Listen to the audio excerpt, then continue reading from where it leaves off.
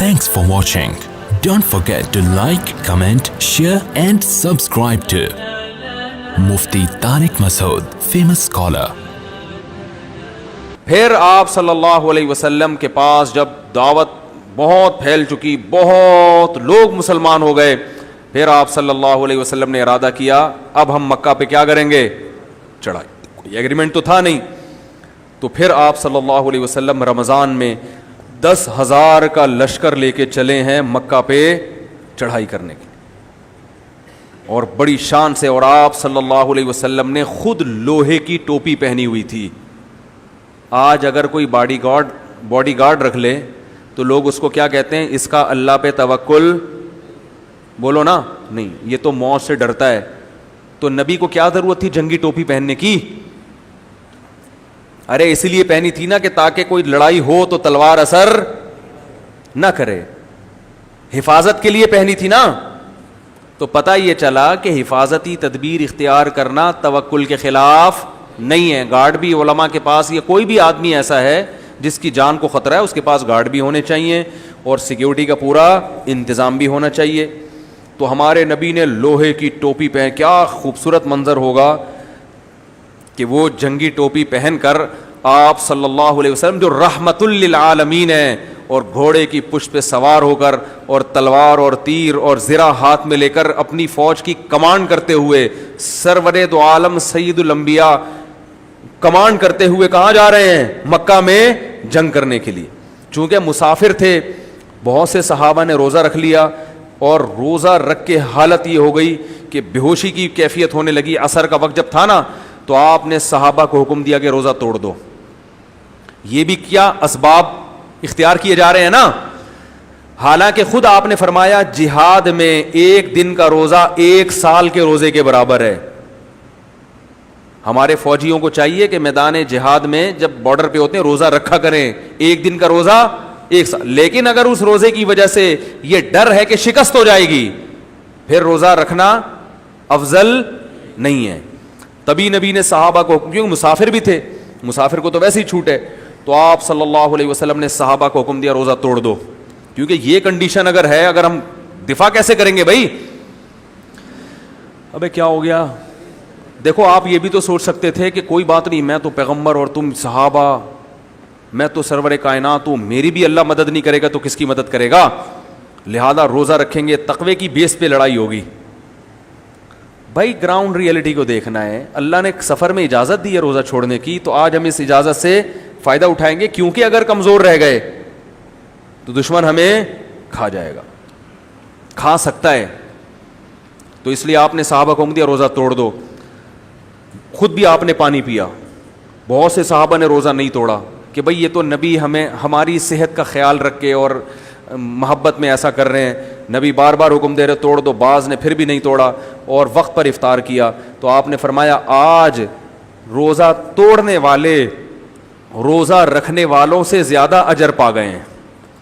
آج جنہوں نے روزہ توڑا ان کو اجر زیادہ ملا, جنہوں نے رکھا ان کو اجر کم. کیوں؟ جنہوں نے توڑا انہوں نے نبی کی اطاعت. اس سے ایک اور مسئلہ پتہ چلا کہ ہمیں شریعت کو فالو کرنا ہے, چاہے اس میں ہماری آسانی ہو یا ہماری مشکل. بعض شریعت میں ایسے کام ہیں کہ وہ ہیں بھی مزیدار اور شریعت میں ان کی ترغیب بھی ہے. تو نبی نے حکم دیا سب صحابہ کو کہ روزہ توڑ دیا جائے. تو جنہوں نے توڑا ان کو زیادہ اجر ملا. پھر آپ صلی اللہ علیہ وسلم مکہ میں داخل ہوئے. 10,000 کا لشکر دیکھ کر مکہ والوں میں لڑنے کی ہمت نہیں ہوئی. اب جب اتنا بڑا لشکر مکہ میں داخل ہوا تو مکہ والے ڈر گئے کہ اب تو ہماری خیر نہیں, اب تو کھوپڑیوں کے مینار بنیں گے, کیونکہ ہم نے ان کے ساتھ جو کچھ کیا ہے وہ ہمیں معلوم ہے. ایسے ظلم کیے تھے 13 سال مکہ میں. حضرت سمیہ رضی اللہ تعالی عنہ کی شرمگاہ پہ برچھا مارا تھا ایک بدبخت نے. حضرت بلال کو گرم ریتوں پہ لٹایا گیا, اور خباب بن ارت کو آگ کے انگاروں پہ لٹایا گیا.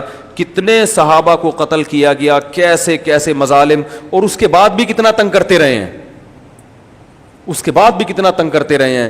صلح حدیبیہ کی پھر خود ہی ایگریمنٹ بھی توڑ دیا. اتنا ظلم, اتنا ظلم. تو پھر انہوں نے کہا کہ اب تو کھوپڑیوں کے کیا بنیں گے, مینار بنیں گے. لیکن آپ صلی اللہ علیہ وسلم نے جاتے ہی اعلان کیا کہ آج میں تم سے وہی کہوں گا، تم مجھ سے کیا توقع رکھتے ہو؟ تو انہوں نے کہا آپ بڑی تعریف کی، آپ بڑے اخلاق والے ہیں. تو آپ نے فرمایا آج میں تم سے وہی کہوں گا جو یوسف علیہ السلام نے اپنے بھائیوں سے کہا تھا. بھائیوں نے ظلم کیا تھا نا، کیونکہ یہ تو سارے آپ کے رشتہ دار تھے نا، قبائل کے لوگ تھے. تو یوسف علیہ السلام نے کہا تھا لا تثریب علیکم اليوم، تم پر کوئی حرج نہیں ہے. تو آپ نے فرمایا سب معاف ہے، انتم العتقاء، کوئی غلام بھی نہیں بنے گا، ورنہ تو جنگوں میں غلام بنا لیتے ہیں نا، سب معاف. اور ابو سفیان جو سردار تھے، کیونکہ سردار آدمی تلوار کی نوک سے نہیں جھکتا، عرب میں بڑی عجیب غیرت تھی. ابو سفیان نے کہا میں اگر مسلمان ہو گیا تو اس کا مطلب میں ڈر کے مسلمان ہوا ہوں نا. تو اس لیے آپ صلی اللہ علیہ وسلم نے ارادہ کیا کہ ابو سفیان کو عزت دی جائے. یہ وہ ہے نا کہ لوگ عزت دار لوگوں سے عزت والا معاملہ کرو، حدیث میں آتا ہے نا. میں کہتا ہوں سیرت کو انسان تمیز سے پڑھ لینا، ہر چیز ملتی ہے نبی کی سیرت میں. دنیا میں جینے کا سلیقہ آتا ہے کہ کیسے رہا جاتا ہے. تو چونکہ عزت دار آدمی تھا تو عزت دار آدمی کو کیا چاہیے؟ عزت. تو آپ نے فرمایا ابھی مسلمان نہیں ہے. تو ابو سفیان نے اسلام بھی قبول کیا اور آپ نے ان کو پروٹوکول کیا دیا؟ فرمایا جو ابو سفیان کے گھر میں گھس جائے گا اس کو میری طرف سے پناہ ہے، اس کا خون کیا ہو گیا؟ معاف. تو یہ پروٹوکول دے رہے ہیں کس کو؟ حضرت ابو سفیان. حضرت ابو سفیان بھی مسلمان ہوئے. آپ کے بیٹے عکرمہ وہ بھی بڑے لڑاکا تھے، مسلمانوں سے بڑی دشمنی تھی، وہ نکل لیے. انہوں نے کہا میں اب یہاں رہنے کے قابل نہیں ہوں. کیا فائدہ ایسی ذلت کی زندگی. وہ مکہ چھوڑ کر بحری جہاز کے راستے سے فرار ہو رہے تھے کہ طوفان آ گیا. طوفان آیا نا چاروں طرف سے موت. تو انہوں نے اللہ سے دعا مانگی، اللہ اگر تو نے مجھے زندگی دے دی تو میں محمد صلی اللہ علیہ وسلم کے پاس جا کر اسلام قبول کر لوں گا. وہ طوفان تھم گیا، آپ واپس آئے، غیرت مند تھے نا سردار کے بیٹے، آ کے اسلام قبول کیا. اس پر اللہ نے قرآن کی آیتیں نازل کی فَمِنْهُمْ مُقْتَصِدٌ.